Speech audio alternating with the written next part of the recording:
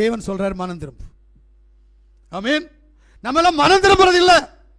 வாசிங்க யோபுடைய புத்தகம் 22வது அதிகாரம் அதனுடைய 23வது வசனம் சொல்கிறது, நீர் சர்வ வல்லவரிடத்தில் மனம் திரும்பினால், நீ சர்வ வல்லவரிடத்தில் மனம் திரும்பினால் திரும்ப கட்டப்படுவீர். ஆமென். அக்கிரமத்தை உமது கூடாரத்துக்கு தூரமாக்குவீர். போதுமா? இது வேதம். நீ மனம் திரும்பாத பட்சத்தில் உன்னுடைய அக்கிரமம் உன்னை விட்டு போகாது. வேதத்தை சரியா கேளுங்க. சர்வ வல்லமையுள்ள தேவன் உன்னுடைய அக்கிரமத்தையும் உன்னுடைய பாவத்தையும் உன்னுடைய பாரம்பரிய கட்டுகளையும் உன்னை விட்டு அகற்ற மனம் திரும்ப சொல்லுகிறார். மனம் திரும்பியா? எங்க மனம் திரும்பணும்? இது ரொம்ப முக்கியம்.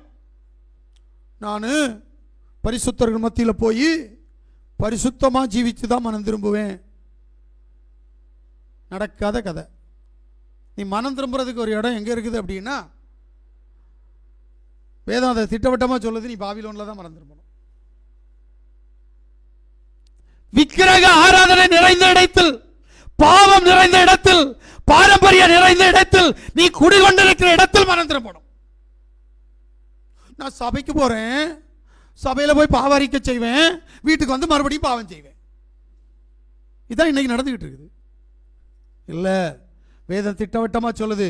1 ராஜாக்களுடைய புஸ்தகம் 8வது அதிகாரம் 43வது வசனம் சொல்லுகிறது, நீ எங்க சிறை இருக்கிறியோ அந்த சிறையிருப்பின் தேசத்தில் வாசிக்க.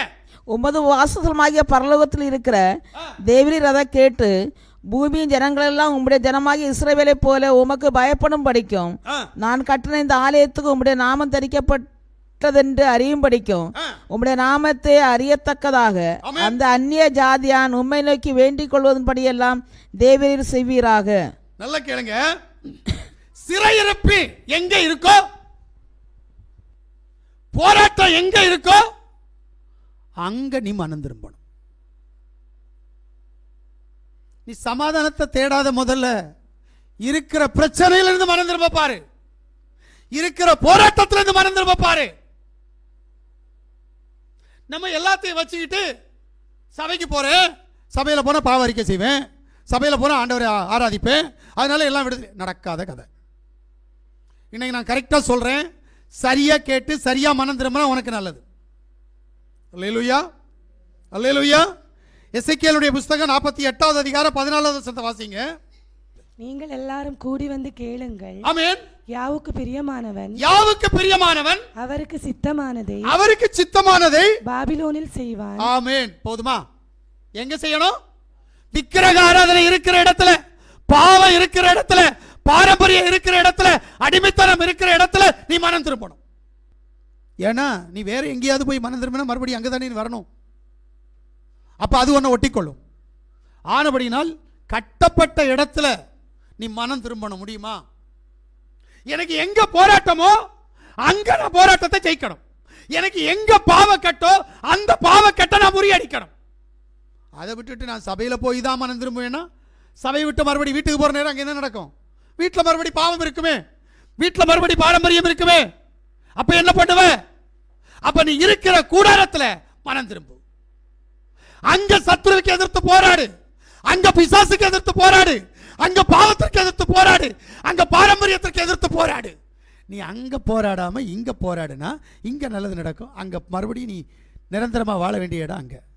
அங்க மறுபடியும் பிரச்சனை வரும். அங்க ஜெபம் வராது, உபவாசம் வராது, தேவனை அறிகிற அறிவு வராது. அதனால தான் தேவன் சொல்றாரு, முதல்ல பாபிலோன்ல மனம் திரும்பு. அடிமைத்தனமா இருக்கக்கூடிய இடத்துல மனம் திரும்பு. நம்ம கொஞ்சம் கஷ்டம். இங்க எப்படி இங்க பாவத்தை விட முடியும்? இங்க பாவமால இருக்குது. அதுக்கு தான் யோசிக்கணும். உப்பு தண்ணியில வாழ்ற மீனுக்கு உப்பு ஒரு நாள் ஒட்டாது. அது உப்பு தண்ணியை தான் குடிக்கும், உப்பு தண்ணியில் இருக்கிற சத்தை தான் எடுக்கும். ஆனா அதனுடைய உடம்புல உப்பு இருக்காது. அது உங்களுக்கு தாய்மார்களுக்கு தான் தெரியும். ஏன்னா கடல்ல வாங்குற மீனை வாங்கினீங்கன்னா அதை குழம்பு வைக்கிற நேரம் உப்பு போடலைன்னா தூக்கி போடணும், என்னதான் உப்பு தண்ணியில் இருந்தாலும். நீ மட்டும் நினைக்கிற நான் பாவ உலகத்திலிருந்து வெளியில் வந்தாதான் மனம் திரும்ப முடியும். இல்லை, நான் ஒரு ஆழமான வசனத்தை சற்று சிந்திச்சு கொண்டிருக்கிறேன். என்ன அப்படின்னா, எடுத்துக்கொள்ளப்படுதல் நடந்த பின்பு இந்த பூமியில் இருக்கிற ஜனங்கள் எல்லாரும் பாவிகளா அப்படின்னு கேட்டால் வேதம் சொல்லுது இல்லை. இங்கே இன்னும் பரிசுத்தவான் இருப்பான். அவன் அந்தி கிறிஸ்துவனுடைய ஆட்சியில் இருப்பான். அவனுக்கு முத்திரை தரிக்கும்படியாக பலவந்தம் பண்ணப்படும். அப்படிப்பட்டவர்களில் 1,44,000 பேரைத்தான் என் தேவன் இரத்த சாட்சியாய், இரத்தத்தில் தோய்த்தெடுக்கப்பட்டவர்களாய் மறுபடி அவர்களை அவர் சந்திப்பார். எடுத்துக்கொள்ளப்பட்ட பின்பு, மணவாட்டி எடுத்துக்கொள்ளப்பட்ட பின்பு. கொஞ்சம் யோசிங்க. கிறிஸ்தவ உலகம் வேற ஒன்று எதையோ யோசிச்சுட்டு இருக்கு. எடுத்துக்கொள்ளப்பட்டாலாம் முடிஞ்சிருச்சு, அதுக்கப்புறம் ஆராதனை இல்லை, அதுக்கப்புறம் விசுவாசம் இல்லை, அதுக்கப்புறம் தேவன் இல்லை அப்படின்னு நினச்சிக்கிட்டு இருக்கிறாங்க. இல்லை, சர்வ வல்லமையுடைய பரிசுத்த ஆவியானவர் இங்கே கிரியை செய்ய மாட்டார். அவன் தன் பலத்தில் ஓடணும். அப்படி ஓடுகிற போது அவன் இந்த பாவத்தையும் பாரம்பரியத்தையும் எதிர்த்து போராடணும். சுய பலத்தில் போய் எதிர்த்து போராடணும். இருப்பாங்களான்னு கேட்டால் வேதம் சொல்லுது 1,40,000. அதை பெந்தகோஸ்துக்காரன் சொல்லுவான், நாங்கள் தான்னுவான். நான் நினைக்கிறேன் அவனுக்கு வருகை கிடையாது. யாருக்கு? சிபிஎம் காரனுக்கு அவனுக்கு வருகையே கிடையாது. ஏன்னா அது யாருக்கு அப்படின்னா மனவாட்டிக்கு இல்லை, புறஜாதிக்கு இல்லை, அது இஸ்ரவேல் ஜனத்துக்கு. இவன் என்ன இஸ்ரவேலா? யாரு? சிபிஎம் காரன் இஸ்ரவேலா? இல்ல, அவன் புறஜாதி நாய்க்குட்டிக்கு சமமானவன். சும்மா கையை மட்டும் இங்க வர வச்சுட்டா போதுமா? நகை நட்டு போடலைன்னா போதுமா? அவன் எல்லா பாவத்தையும் செஞ்சிட்டு இருக்கிறான், உலகத்தோடு ஒன்றி போயிருக்கிறான். இன்னைக்கு அதிகப்படியான கோடிகள் இருக்கிறது சிபிஎம் சபையில் தான். ஒரு ஏழைக்கும் உதவி செய்ய மாட்டான். பல ஆயிரம் கோடிகள் இருக்குது. இவன் பார்த்தா சிபிஎம் வர இஸ்ரவேல் ஜனம் பரலோத்து போவேன்னு சொன்னால் போயிடுவானா? சுகபோகமாக வாழ்கிறாங்க. அவங்க சாப்பாடை பார்த்தா நம்ம எல்லாம் ஜொல் விடணும், அப்படி சாப்பிடுவோம். பாதம் என்ன, அண்டிப்பருப்பு என்ன, பிஸ்தா என்ன, இப்படி தான் சாப்பிடுவாங்க. ஏன்னா நான் அங்கே இருந்தவன், அதனால எனக்கு நல்லாவே தெரியும். நல்லா புரிஞ்சுடுங்க. இதல்ல தன்னை அடக்காதவன் மதிலிடித்த பட்டணம் போல். ஆனா அவங்க சொல்றாங்க நாங்க தான் மனவாட்டி, 1,40,000 பேர் இருக்கட்டும், இருந்துட்டு போயிட்டு போட்டோம். ஆனா இங்க சர்வ வல்லமை தேவன் உள்ள தேவன் உன்னை மனவாட்டியாய் அவருடைய ராஜ்யத்திற்கு அலங்கரிக்க வேண்டுமானால் நீ மனம் திரும்பணும். முதல்ல இரண்டாவது என்ன செய்யணும் அப்படின்னா, யாவனுடைய சத்தத்திற்கு செவி கொடுக்கணும். மனம் திரும்பினா கனி கொடுக்கணும். கனி இல்லாத வாழ்க்கை மனம் திரும்புதல் இல்லை. அதை புரிஞ்சுக்குங்க. நம்மகிட்ட கனி இருக்குதா?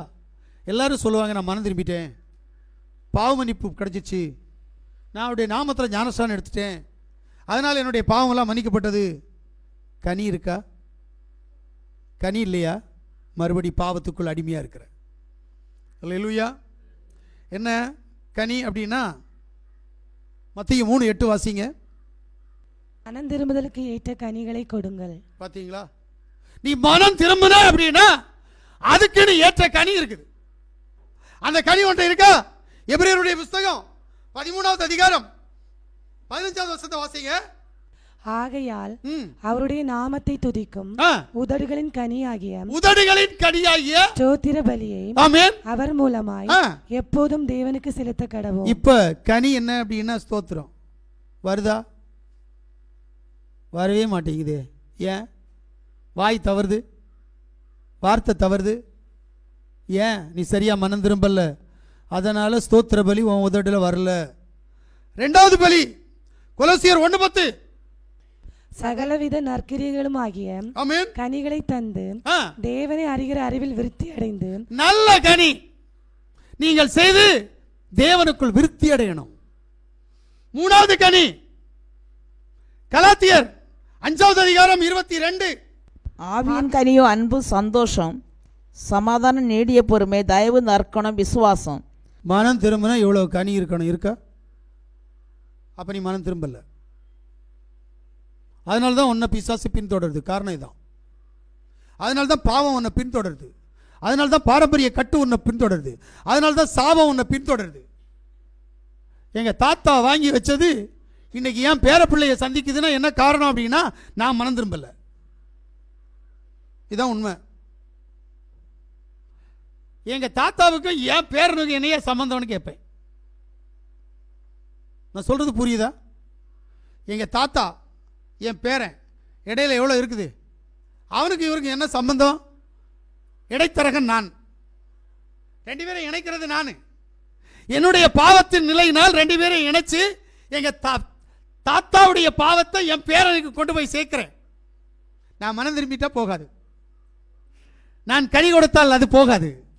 கனி இல்லாத வாழ்க்கையினால தான் பாரம்பரிய கட்டு நம்மளை என்ன செய்யுது, நம்முடைய குடும்பத்தை மோதி அடிக்குது. இதை முதல்ல நீங்கள் புரிஞ்சா போதும். நான் திருந்தினா போதும். நான் அதனால தான் இங்கே இருக்கிற ஒரு அம்மாட்ட சொல்லுவேன், உன் பையன் திருந்தணும்னா, உன் பையன் நல்லா ஆகணும்னா நீ திருந்திடு, ஆட்டோமேட்டிக்காக நீ திருந்து உன் பையன் சரியாயிடுவான். பையன்கிட்ட போய் சுவிசேஷம் அறிவிக்க வேண்டாம். நான் ஒன்று சொல்கிறேன், நல்லா கேட்டுக்கிடுங்க. எவனுக்கு உபத்திரவமோ அவனுக்கு நீ சுவிசேஷம் அறிவிக்க வேண்டிய தேவை இல்லை. யார் காரணமோ அவன் மனம் திரும்பினா போதும். காரணகர்த்தா மனம் திரும்பினா எல்லாம் சரியாயிடும். ஏன்னா இடைத்தரகர் ஒருத்தர் நான் இருக்கிறேன்ல, பண்டை மாற்றி கொடுக்கிறது, பிசாசு அங்கேருந்து எடுத்து இங்கே கொடுக்கிறது, இங்கே எடுத்து அங்கே கொடுக்கிறது. என்னால தான் இந்த நடக்கு. என்னுடைய தாத்தாவாலேயும் என்னுடைய பேருனாலேயும் இல்லை. தாத்தா சொத்த பேருக்கு நான் கடத்துறேன், பேரனை தாத்தாவுக்கு அடிமையாக்குறேன். இங்கே தான் இதான் நடக்குது. என்னுடைய பாவத்தினால் நான் என் சந்ததியை என் தாத்தாவுடைய அடிமையாக மாற்றுகிறேன். இங்கே புரியுங்க, என் பிள்ளை பாவம் செய்யலை, என் பேர பிள்ளை பாவம் செய்யலை. நான் செய்த அக்கிரமம், நான் செய்த பாவம் என் தாத்தாவுடைய குணத்தை என்னுடைய குடும்பத்திற்கு கொண்டு வருகிறது. இப்போ பிசாசு யாருன்னு கேட்டால் நீ தான். பிள்ளைகிட்ட போய் ஜெபம் பண்ணு, ஜெபம் பண்ணு, ஜெபம் பண்ணு, உபாசம் இரு, பைபிள் படி, ஒன்றும் பிரயோஜனம் இல்லை.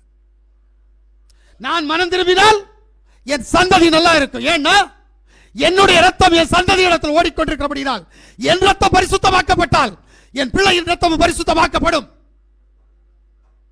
இந்த கான்செப்ட் இல்லை நம்மகிட்ட. ஏன் நாம சரியாகிறதுக்கு கஷ்டப்படுறோம் தெரியுமா? முதல்ல நான் போய் மனம் திரும்பணுமா, நான் போய் கனி கொடுக்கணுமா? கொடுக்காத, அப்ப அனுபவிப்ப. சிலர் நல்லா சொல்லுவாங்க, நீ சரியாகுமா, உன் பிள்ளை சரியாகும். நான் எப்படி சரியா? நான் சரியா தானே இருக்கிறேன், நான் ஜெபம் பண்றேன், நான் உபவாசம் இருக்கிறேன், சபைக்கு போறேன், சபையில் எல்லாம் கொடுக்குறேன், எல்லாம் வாங்கி சாப்பிட்றேன், இதுல வர என்ன? உன்கிட்ட இருக்கிற பிசாசு எங்கே போச்சு? உன்கிட்ட இருக்கிற பாவம் எங்கே போச்சு? உன் சந்ததி திருந்தாது.